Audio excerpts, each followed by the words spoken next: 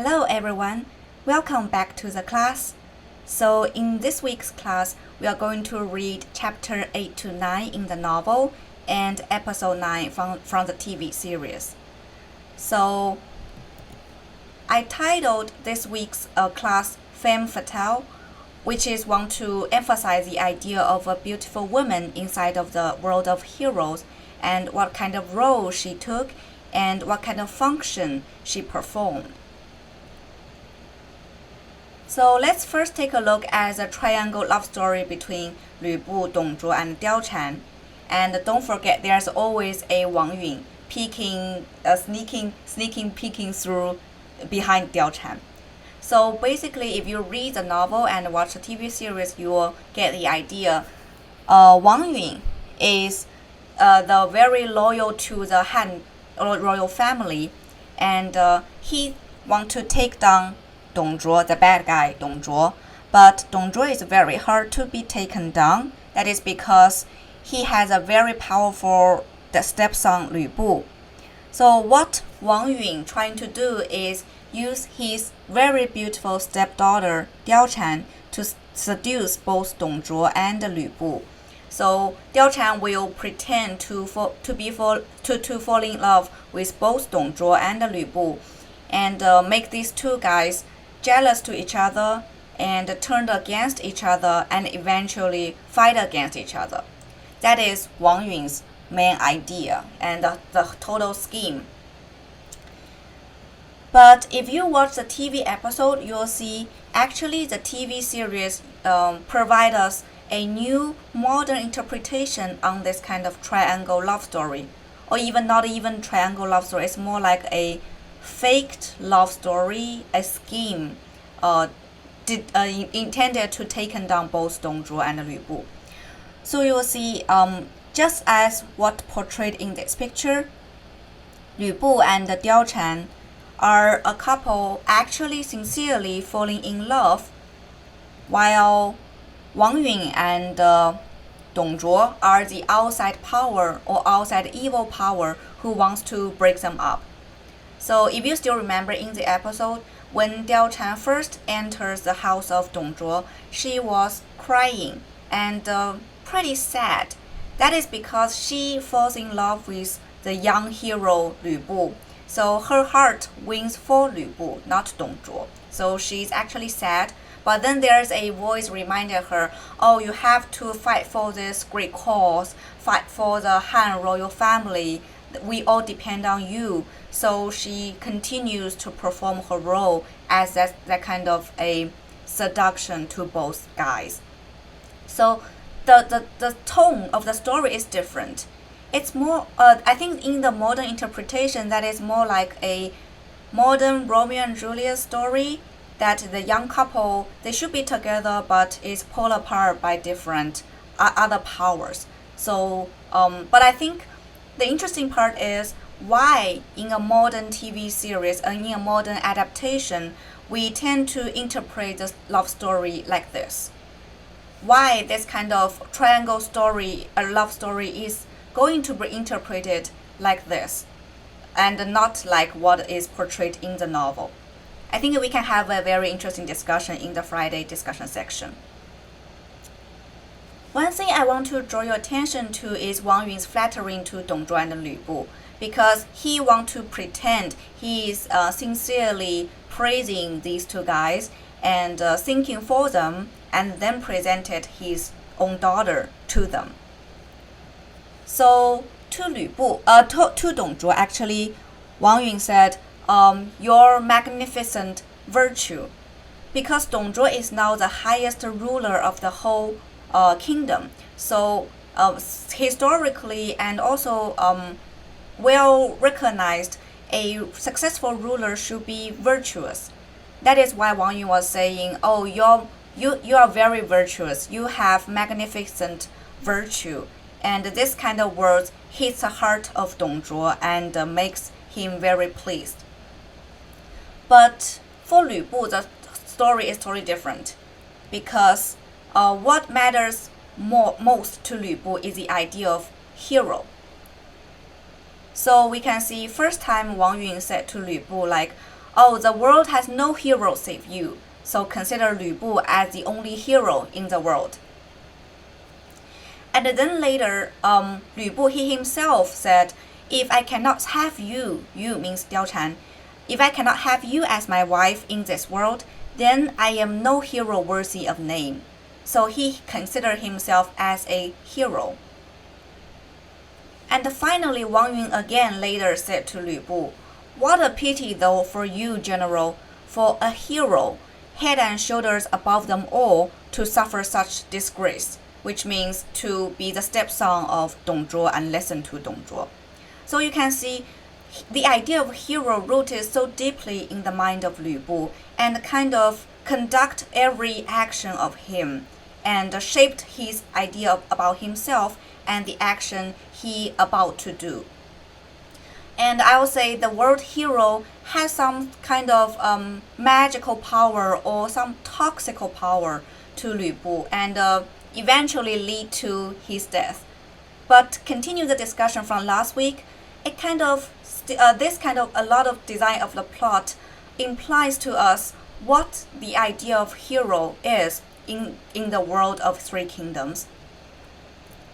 So if we're thinking again about the definition of hero and its relationship with sexuality, hero should be powerful. First, hero should be powerful because 吕布 is so powerful. If you still remember, like in the Tiger Pass, three brothers together simultaneously cannot defeat one 吕布.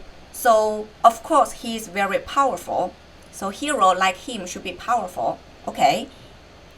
And then hero should be powerful enough to protect his beloved one. Just as what I showed you. So when 吕布considered himself as a hero, he will say, I'm a hero, so I should be able to protect 貂蝉. If I cannot do that, I'm no hero. So hero should be powerful enough to protect his beloved one. Okay. Then what about, should a hero be paired with beautiful women? I think this kind of idea comes from the modern interpretation about 吕布and 貂蝉. So if you still remember what I just said, the kind of the model interpretation on this love triangle story is to portray 吕布 and 貂蝉 as naturally fall for each other, sincerely in love, and against Dong Zhuo. So why we have this kind of idea like hero should be paired with beautiful women, as shown in this artwork? Why this is considered as a perfect match? And where does this kind of idea of hero plus beautiful woman come from? And one more question is whether a hero deserves to possess the most beautiful woman. So just as 吕布 thinking about himself and also the modern interpretation on this love triangle story tells us, because 吕布 is so powerful and handsome as well, so he deserves to have the most beautiful woman. But where does those kind of concept comes from? And does this concept remind you of anything? What about Troy? What about the Helen, the most beautiful woman in the ancient Greek? So I think that kind of connects back to the idea of Femme Fatale. Who can be said is a Femme Fatale? Is 貂蝉 a Femme Fatale? So first, let's take a look at the definition of a beautiful woman as 貂蝉. So 貂蝉, of course, her appearance is out of the world beautiful. And one more thing very important is her ability to sing and dance, because Dong Zhuo mostly falls for her ability to sing and dance. And as some of you already posted on forum, this kind of appearance plus singing and dancing ability determines an idea of the most beautiful woman in the pre-modern time. So when talking about a woman being beautiful, they didn't concern a woman's mentality or her inner thoughts or things like that, but very superficially her appearance and her ability, and especially the ability to entertain men. So that's kind of a very conventional ideal beautiful woman in the pre-modern time. And also I want to draw your attention to the using a poem, because especially in this chunk of writing in the novel, we'll see when describing the ability and the appearance of Diao Chan, the novel uses a lot of poem.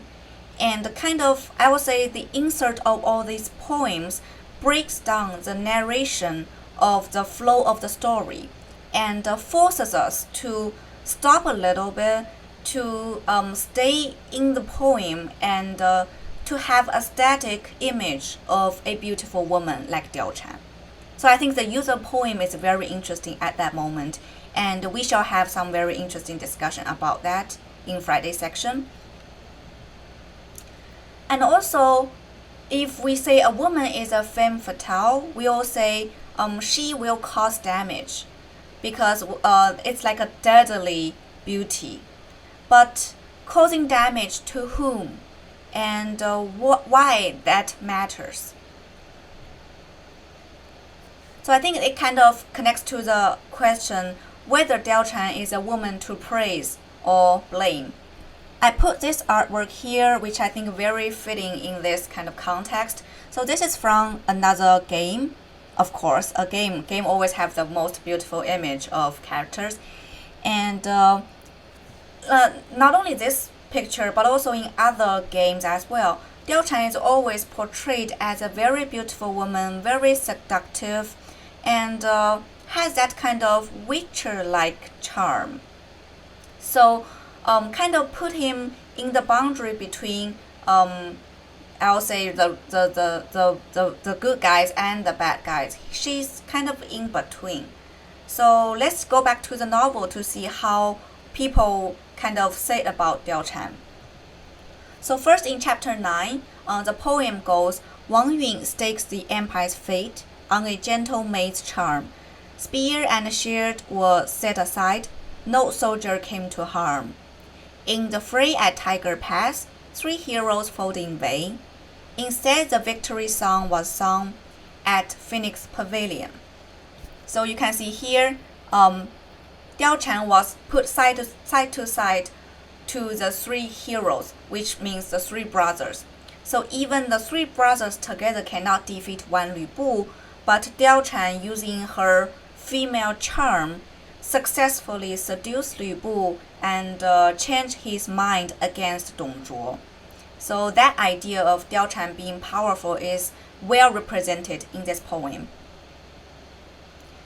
And the second one is by Mao Zonggang. Mao Zonggang is a commentator to this whole novel. So when introducing chapter 8, he wrote, None of the feudal laws could kill Dong Zhuo, but Diao Chan alone was enough to kill him. Liu Guan Zhang, all 3 could not defeat Lü Bu, but one woman Diao Chan could defeat him. This idea is also very interesting. Diao Chan is again put side by side with the feudal laws, all the 3 brothers, all these male powers. So nobody can defeat these 2 very powerful guys, Dong Zhuo and Lü Bu. But Diao Chan, with her wisdom and with her kind of the scheme, successfully divided the 2 parts. So she is again very powerful. And if we take the idea about if we follow the idea of the Han royal family being the orthodox, being has the right, the authority to rule the whole kingdom, then Diao Chan is the one to praise, because she succeed in some impossible mission nobody or no other man could succeed. And I think we shouldn't forget about what Li Ru said in chapter 9. So Li Ru is a guy who stand with Dong Zhuo and think for Dong Zhuo and recommend Dong Zhuo to give Lü Bu Diao Chan to make peace with Lü Bu. So after knowing like his suggestion was turned off by Dong Zhuo, so Dong Zhuo won't give up Diao Chan at any cost. He said like, you should not let a woman beguile you, and we are all doomed and at a woman's hands. I think these 2 kind of lines determines Diao Chan as a femme fatale to the degree of being the woman, the one woman able to destroy the whole kingdom. And I will leave this question open and to you for you to think about to which degree we can describe Diao Chan as a femme fatale, and to which degree it is not fair to say such things about her. So one more thing I want to talk about is the omens. And the omens is very prominent in chapter 9. And if you pay attention, bad omens follow Dong Zhuo all the way to his ceremony, to be throned. So all this idea of omen is everywhere in the story from chapter 1 to the end of the story. And omen, you can consider this way. So omen holds a very significant status in the storytelling in pre-modern Chinese novels. So the first one is, the English translation is like 1,000 li of green grass, beyond the 10th day, one can't last. And we cannot understand the idea of what is actually the poem talking about by barely looking at the English translation. We need to go back to the Chinese original, which is like this. So 千里草和青青，十日补不得生. And it's like a riddle. If we put 千里草, these three things together, we will get, what is this? This character pronounced as Dong, the surname of Dong Zhuo. So this is the radical for grass. This is the same thing for this one, 1,000, and this is li, the measure word. And here, 十日补, put them together again, we get another character, 卓. So it's the first name of Dong Zhuo. So you see here 10 days, and this is actually the character for deviation. And these two lines, 和青青 and 不得生, just means you're going to die. So as the translation goes, one can't last. So basically, this poem is working as a riddle to say Dong Zhuo is about to die. Dong Zhuo is doomed, that kind of idea. And one more similar riddle is later, a Taoist priest in a dark gown and a white headdress holding a long staff. Tied to the top was a strip of cloth about 10 feet long with the word mouse written on both ends, or either ends. Still, if you only look at this English translation, you are very confused what actually this Taoist priest represents. But if we put it in, again, in the Chinese character, we'll see two mouths on either end, representing Lü, so the surname of Lü Bu. So you can see this squared-like radical means mouse in Chinese. So two mouths is Lü. And then a strip of cloth. Cloth actually in Chinese means Bu. So literally the first name of Lü Bu. So put together, this kind of omen is alluded to us. Lü Bu has something to do. And you can consider it's like a bad omen to kind of admonish Dong Zhuo, beware of Lü Bu. He's going to attack you. He's going to do something bad to you, that kind of idea. So it's very interesting, and only by looking at the original Chinese text can you find this riddle. But actually, the bad omens or any kind of omens in this story take a lot of different forms. Riddle is only one of them. And as we go on with the story, we'll see a lot of other different kinds of omen presented. And please pay attention to them, and that's very interesting and worth discussing. One last thing I want to mention to you is a traitor versus loyalist. So who can be said as a traitor and who is considered a loyalist in the whole story is very debatable. Depend on which side you took and also depend on whose narration you believe. So I think one very sarcastical thing is that before killing Dong Zhuo, Lü Bu says, "Here is the edict to punish the traitor." So Lü Bu was saying, "Dong Zhuo, you are the traitor because you took the throne from the Han royal family. So you are the traitor to the whole kingdom." But if we're thinking about this fact of Lü Bu actually betrays Dong Zhuo, betrays his stepfather to kill him. So he is actually also the traitor to Dong Zhuo, right? And one more very interesting character is Cai Yong, appears at the very end of chapter 9, who actually cries over Dong Zhuo's body. And he in the stories is said to be widely respected for his filial devotion.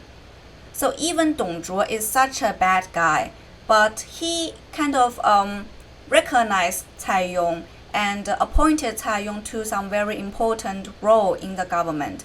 So Cai Yong is thankful, grateful to Dong Zhuo. So he kind of cried over him. So even for such a bad guy, there's also some loyalist.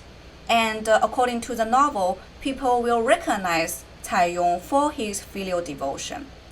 So I think it left to us to decide whether you recognize Cai Yong as a traitor or a loyalist. Okay. So I think that's all for today's lecture. I hope you enjoyed it. Please don't forget to leave a comment about anything I said in this lecture, or about anything you recognize or you think of during watching the episode or reading the novel. Okay, so I'm very much looking forward to your post and response on forum, and see you this Friday. Bye.